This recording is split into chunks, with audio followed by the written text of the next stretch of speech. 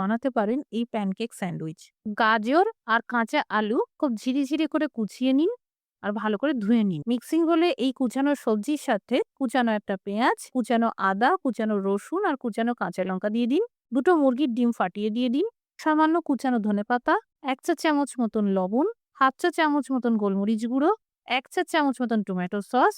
এরই সাথে উঁচু, উঁচু করে ৩ চামচ কর্নফ্লাওয়ার পাউডার দিয়ে ভালো করে মিশিয়ে নিন। ননস্টিকের ফ্রাইং প্যানে ১ চা চামচ তেল দিয়ে ব্রাশ করে নিন। এবার ১ হাতা মতন এই সবজির মিশ্রণ ঢেলে দিয়ে মোটামুটি একটা গোল আকারে প্যানকেক তৈরি করুন। আঁচটা একদম কম করে ২ মিনিট ঢেকে ভেজে নিন। একদিকটা ভেজে গেলে অপর দিকটা উল্টে ভালো করে ভেজে নিন।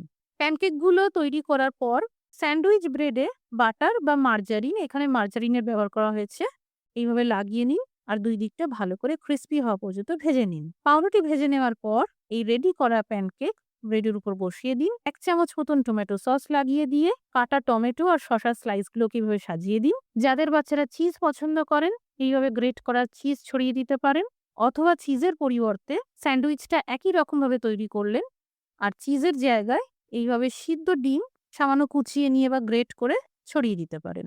২ রকম ভাবেই এই স্যান্ডউইচ বানানো যাবে। তৈরি আলু আর ডিম দিয়ে প্যানকেক স্যান্ডউইচ।